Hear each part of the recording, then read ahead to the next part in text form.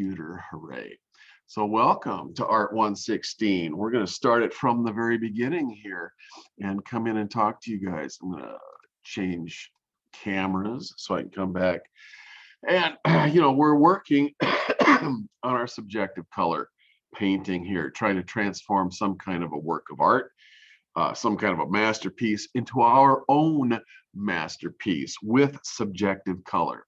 And so I thought I would play with that a little bit with you guys to try it out on this. And so all I did was mix up yellow, and I was using yellow and white because I'm finding that when you mix white with everything, it neutralizes everything, and then everything works together more harmoniously in the composition. I have been emphasizing that for 10 weeks now, that when you neutralize colors, they will work together better in a composition. And so we're showing that even with subjective color, that somewhat neutralized subjective colors can definitely work better in the composition. You can still pick out certain colors to be full spectrum, full strength colors. And you guys will have to excuse me for a moment. I have to take a call from the car shop because my car is getting fixed. Excuse me for just a second. Hello. Hello there.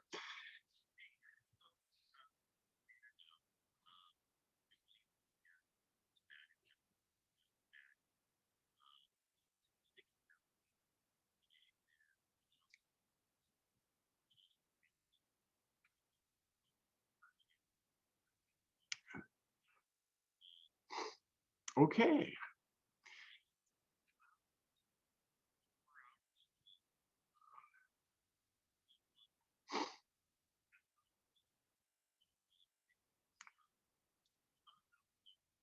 Okay, well, just go ahead and do it. We want the car, so we'll need that. Yeah. Okay, and thanks for the call. Okay, thank you. Bye. Okay. And that phone call just cost me $1,000. Sorry about that. Trying to get a car fixed so that it's back on the road so that I can pollute and create, more climate havoc with you guys. Sorry about that. We need the car. Anyway, so what I wanted to do today is just kind of share this kind of craziness that I was doing, including what I just did in the last little bit of time there, which was kind of fun, and then give you guys some opportunity to throw your piece up onto the screen share. If you happen to have it screen shareable, I guess it would have to be a digital file for you to screen share it. Or otherwise, if you want to, and you don't have to because I won't make you, but you can hold it just up. And if you can hold it up to the camera, to the webcam, and if you can hold it still enough for about 30 seconds so that we can get a sense of what you're up to and what you're doing, then we might be able to give you some feedback or at least appreciate the time and effort that you're putting into this. And if you're not putting time and effort into this yet, it's time to giddy up and start doing that. Okay, so there was one more thing I needed to do here first. So I'm giving you guys another 30 seconds to get ready to share your pieces or talk about your pieces while I go back to this thing, because there's just one more place that I want to fix as long as I've got wet yellow with a white tint in it. And that is down here in this area of the hair. I noticed that over here, we've got some yellow going down here too, and that would kind of help to unify and balance the rest of the lower portion of that. So in my paint, I'm going to come over here and mix up a little bit more of this yellow, and then just looking at what's going on right here in this big rope of hair. I just wanted to bring a little bit more yellow in here and a little bit more yellow in here and drop it down in here and then drag it out here. And that's about all that I wanted to do just as a thing. So there's all of that. And is there anything else that I just can't help myself to stop doing? Pretty much no. So, okay, that's it. paintbrushes down, pencils down. We're done. We're done with this.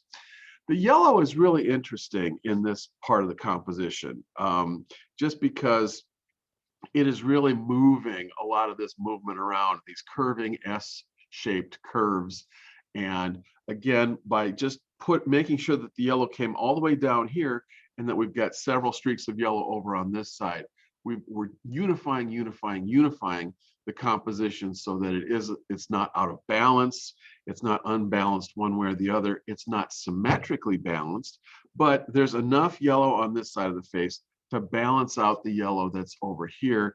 And then I even introduced a little bit of yellow into actually the side of the face, to play that little game that Matisse was playing with us before. God dang it, one more thing. I just saw another thing that I just want to deal with right here in this part of the composition. I thought I would just redo this piece of the chin right here. Okay, so you're always going to see stuff. The more that you work with something, the more that you're going to see things that are wrong with it. And sometimes with art, it's not about finishing a piece so much as just taking it to a spot where you can abandon it without too much damage to your own reputation or anybody else, because you're never going to finish and perfect the piece perfectly. So you just have to kind of just do something to get it to the point where you can just stand to live with it. And then that's going to be it. That is how it works. And so, as I was saying that, I had to goof around just a little bit more with a few more things. And now I'm going to stop my goofing. Okay, so really pencils down this time. So I just played a little bit more to kind of show how color was working and balancing this thing.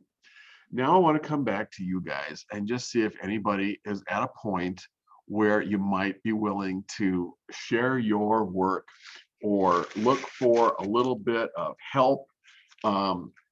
We are a brain trust. There are 5 of us here today that can help each other and try to give, a little bit of constructive criticism, help you out with a shape or a color combination that is either eluding you or is just bedeviling you, or you just can't quite see it, because that's happens to all of us. We just sometimes can't see the shape or color interaction that's going on in the composition. So is there anybody, I'm going to open it up to you guys, anybody who wants a little feedback, wants to share proudly the thing that they're playing with right now?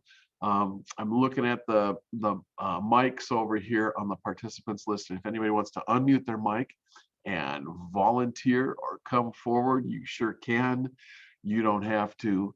This could be a relatively short class period today, as we are still trying to put the either get busy with this composition, or you're still putting finishing touches on this painting and this composition. And it doesn't have to be this one. I just happened to grab this one because I had to grab something, and I'm a figurative artist, and so I'm really interested in portraits of the human figure. And when I do one for each class, then I can do a couple of different versions of the same thing, and then we can compare and contrast what's going on in the 2 different interpretations of this portrait of Botticelli's Venus. So that's what I've been up to in both classes over the last 3 or 4 days. So I'm not seeing a whole lot of people who have a burning desire to share today. How about questions? Do you have any questions for me? Questions of how to get into this, or how to even get started with something like this?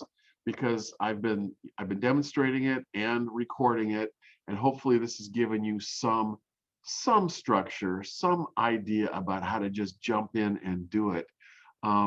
We kind of always begin a painting by just trying to rough out the different areas of the painting, and then go back in and just continually refine things. And it's a process, it's a journey of finding your way through the painting.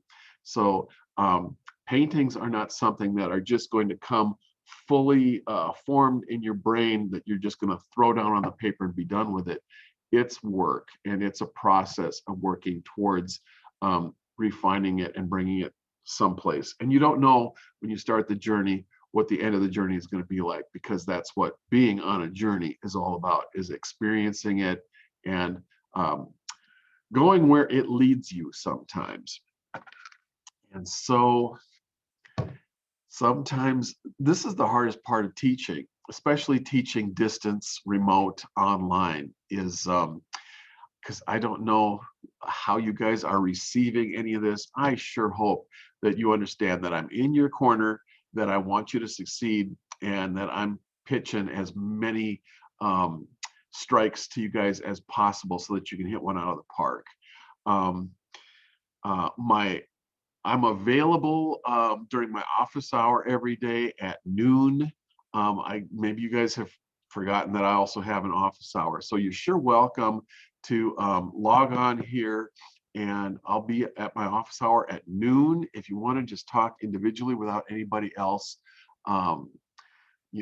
hearing or seeing what we're up to, because sometimes people just feel like they don't want to ask a question because it's a dumb question.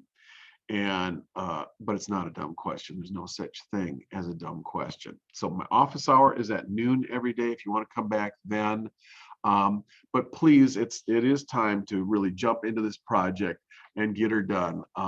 It's going to be due on Friday. I think I made the deadline Saturday or Sunday night, but I want to be able to talk about this thing by Friday. So I need you guys to be jumping in and getting this thing blasted out, so that we've got something to talk about on Friday. This is my first class of the day, and I'm going to go ahead and what am I going to do? I'm going to get the the final exam study guide out there. So I put that up in coursework so that you can find the notes, pretty much just the terms that I want you to be familiar with for the final exam. We're going to have a final exam next week on Monday.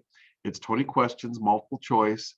So hopefully it's not something that, it comes as a surprise or is very difficult, because these are the terms and concepts that we've been working with all quarter long. And so this will be a nice little review and a good way to wrap up the quarter. So until Friday, I want you guys working on some aspect of the subjective color painting, and then you'll also be able to start looking at the final exam study guide.